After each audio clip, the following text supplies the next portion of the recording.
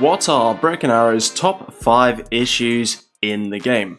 Now, this is a very good question. I recently was approached by Oceans from STB to ask me on my thoughts and opinions, and I thought it'd be a really good idea to share my opinions with you too. Now, firstly, I would like to say thank you to STB, Steel Balalaika, by the way, they're obviously the creators of the game, for doing this. I think it's very important for them to engage with the community. Content creators, I mean, yeah, okay, whatever. I know I'm a small channel, but it still shows a lot of care and attention and effort to making this game better.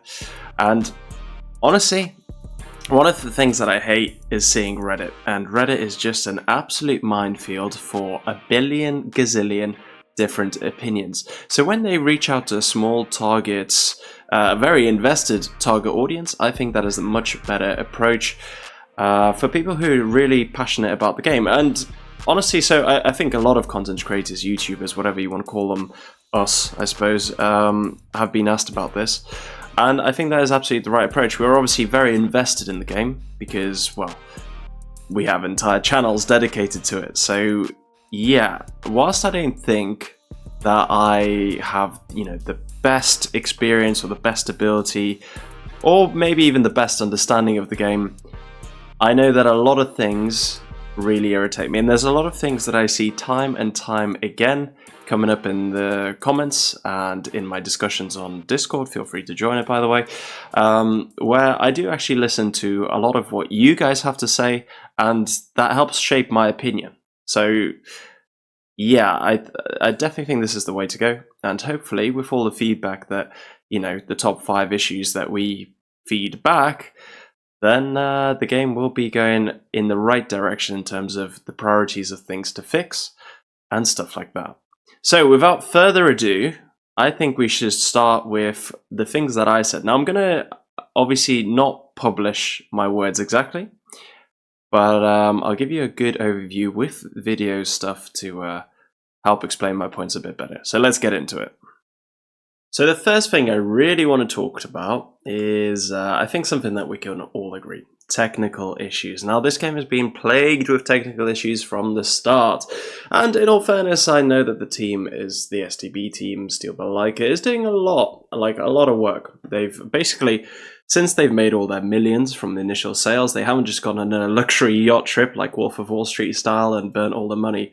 I know that their team has actually doubled with, extra devs, etc., technical nerdy guys that can obviously fix all the bugs and issues, etc. So I know they're actually reinvesting into the game, which is good.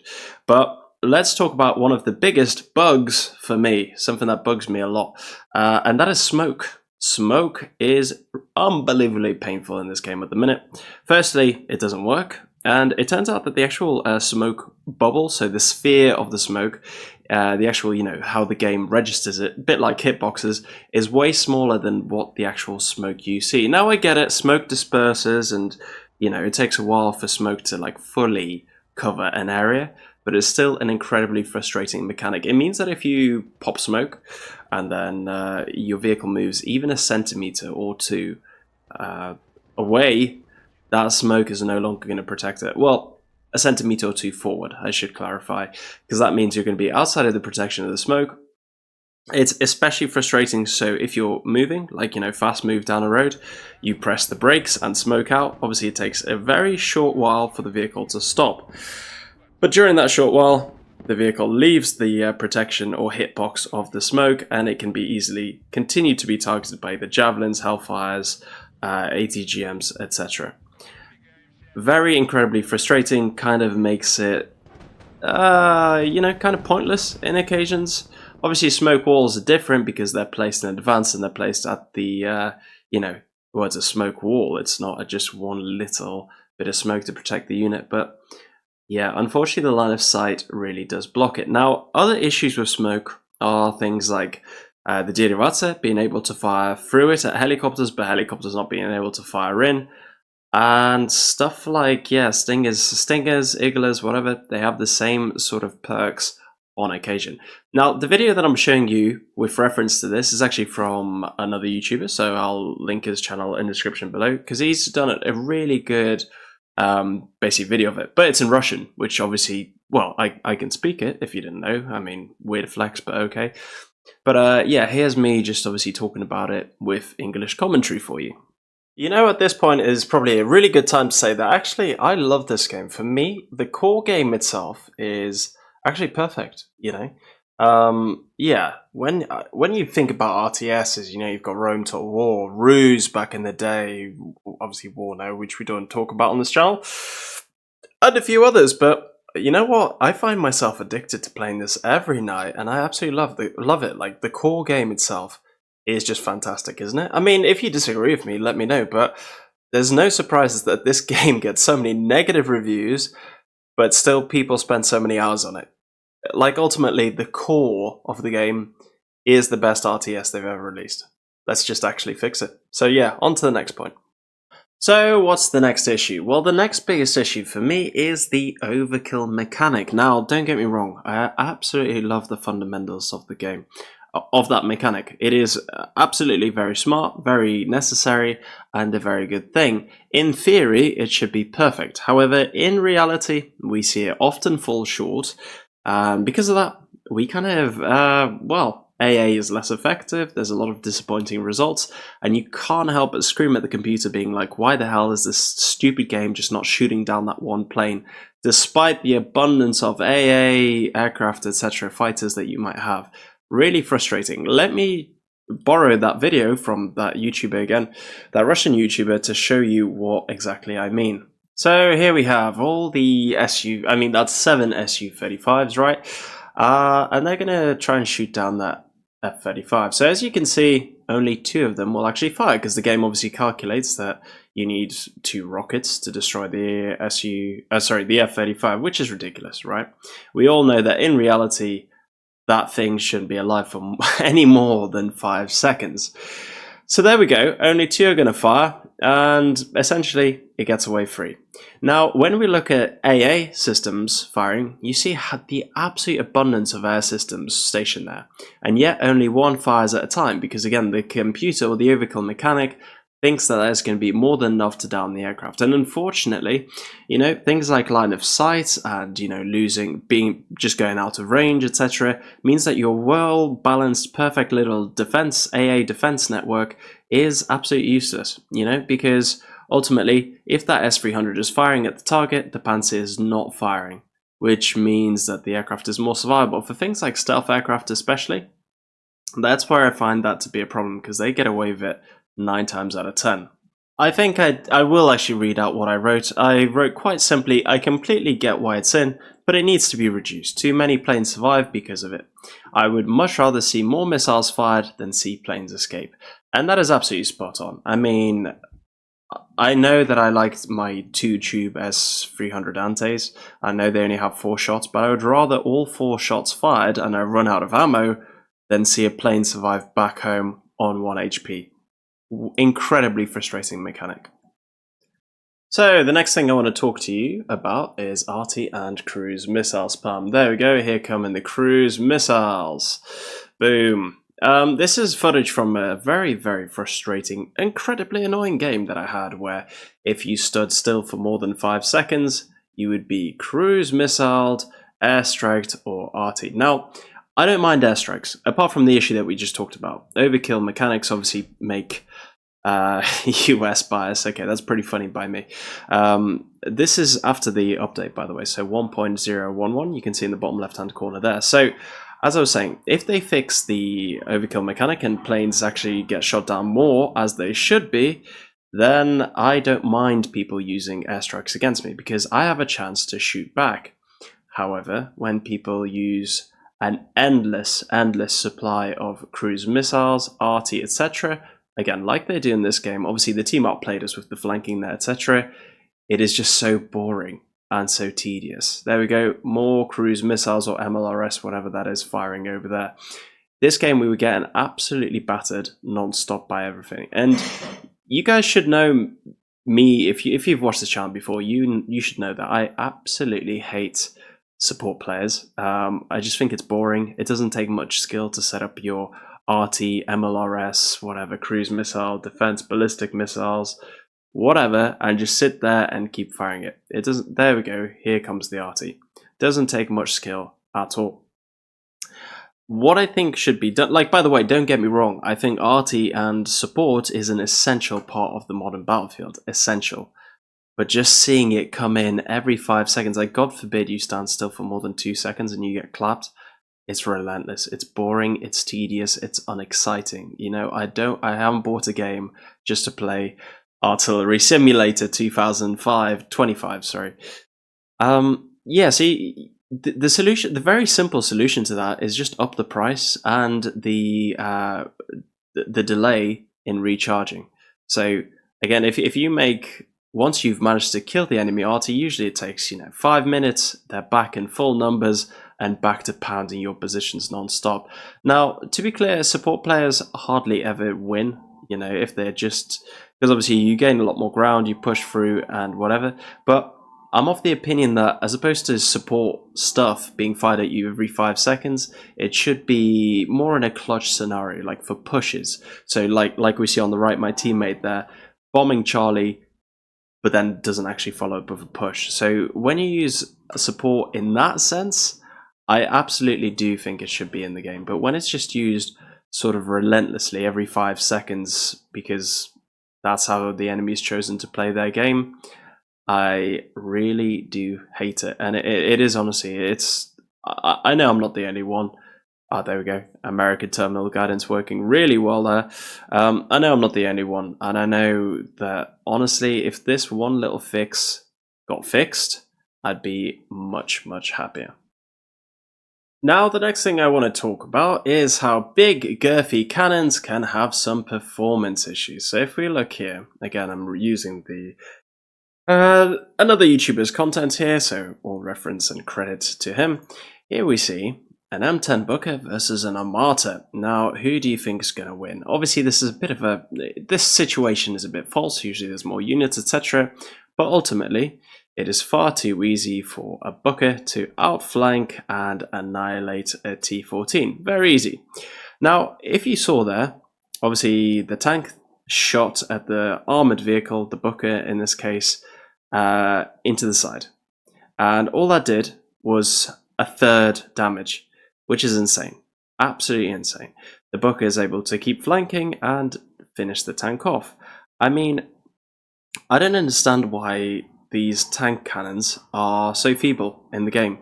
If you notice as well, he only did slight damage to the ammo, so like to the reload speed, which is, yeah, not great. I think honestly, a tank shell through the side or rear armor of any tank, like head to head, fair enough. I completely understand that, tanks are designed to withstand direct shots head to head, but from the side, I honestly think that it should at least be a one-shot kill, or like, 90% damage with all the modules crippled. Like the tank should be absolutely crippled. That's a one side shot from an 125mm shell.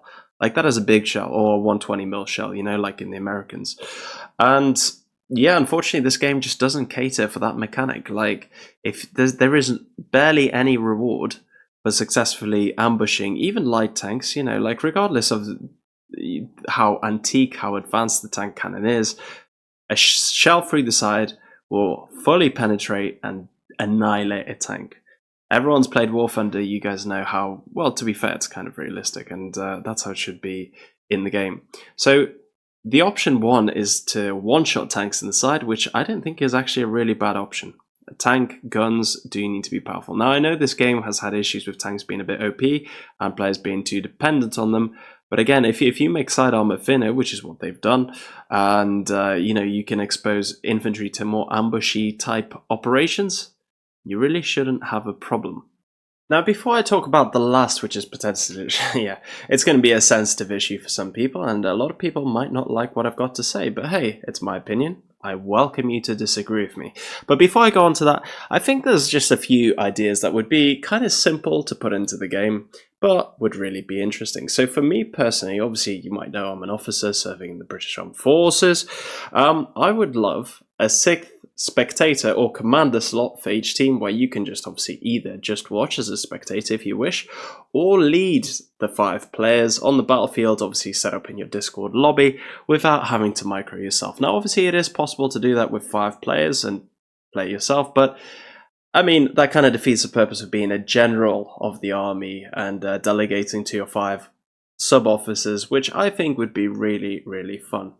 Few little features and bits like that that really should not be hard to implement. Like, we waited so long for a surrender button, and I mean, I'm not a programmer. I don't really understand, but how hard is it to put in a bloody surrender button? I mean, easiest thing in the world as far as I'm concerned. But again, I don't know the technicalities, of course, but yeah, it just seems like a lot of small quality of life issues are being ignored. Maybe a new, attack and defend mode would be nice. Maybe a new different game style, some more other quality of life features. I know a lot of single player players have been complaining about, bad AI and no save feature for ages, and you just can't help but think, like, whilst there isn't, a single problem that's affecting BA, it's just the greater picture. You think so many things that should be simple aren't in the game when the game cost, was it 60 quid? 50 quid. $60, 50 quid, or Vanguard edition, of course, on release. And you just, you think, like, come on. Like, there's, I remember before all the updates, you're just sitting there waiting for the basic fixes, and you're like, come on, prodding it with a stick, do something. But look, this is me as obviously a dissatisfied customer, not like a content creator talking. So yeah, there we go. The games are enjoyable still, which is great, but all those extra little things would just make it so much more good, so much more better. Okay, I can't put it off anymore. It's time for the very sensitive topic. So at the start of the video, I mentioned that I am sick and tired of whinging. And you see a lot of it, especially on Reddit and, a few other forums and, well, comments on YouTube videos as well. But the amount of whinging and complaining, as opposed to just, well, ironic that I'm obviously complaining about issues with the game, but I mean complaining about very specific details and Russian bias. Like, the amount of complaints about Russian bias was unfathomable before this update. You can't complain about Russian bias these days, don't even try, because obviously the win rate has been shocking. For example, myself personally, I have not won a single Russian match, a clean Russian match. I mean, to clarify what a clean game is, not people throwing it, no disconnection, deserters, etc. So I've won two games, I think, as Russia, but they were just because other people ruined them. So bias has never existed, and people have just not been able to play the game wrong. So the ultimate thing to look at is statistics, right? So yeah, Russia had a much better victory rate overall, but I'll be honest, for me, myself personally, okay, from my experience, I never struggled to play as America. I always did really well, and I never struggled to play as Russia. I always did really well. I thought Russia was a tiny bit easier, but only in terms of learning. Once you get comfortable with America, it becomes a much more competent and much more sophisticated, easier deck to play. You just got to learn it, and the learning curve was steeper, but everyone's sort of caught up. And as we see here on the stats, the win rate was starting to narrow gradually between Russia and America before the update. Now, what has the update done? It buffed America with very essential things like the CRAM. I have no fundamental issues with America getting better units. I just think they've gone overboard on hammering Russia. So yeah, the balance aside, we would like to see a 50-50 win rate for everyone. Of course we would. I think solutions like fixing terminal guidance in itself were a fantastic fix. Great. We removed a bug there. Thinning out the side armor of all armored vehicles, I think that was also a great move. And again, that made Russian armor less, like, and the Barbarous and the Terminator, less tanky and less survivable in an urban setting, which is what people used to do them. Run them through cities, destroy everything in their path. You can't do that anymore. You really can't. I mean, you can try, but it's not going to be as successful anymore. Things like that, where honestly it was just a skill issue defeating those units, and the amount of whinging, which I think the devs really listened to, has meant that it's gone from 55% win rate Russia and 45 America to 40-60, the complete opposite way immediately after the update. Now, yeah, is that a good thing? In my opinion, no. Like, you need gentle, small changes, not a massive knee-jerk overreaction, which is what the devs have done. And again, I think they're heavily influenced by opinions. And then, let's be honest, opinions are like assholes. Everyone has them, and a lot of them stink. So why would you want to listen to that? I think the way they're going about it, potentially now, with a small group of trusted people to give a balanced, both open-minded opinions. A lot of the issues, by the way, is from people playing only one country, which I think is stupid, because you buy a game, you're only playing 50% of the game. Why would you do that? It's beyond me. I hate people. I don't hate them, but I think it's very silly to only play one faction. Plus, you learn the enemy's units better by using them. So yeah, just play both units, guys, for God's sake. You have the game, play both sides, why not?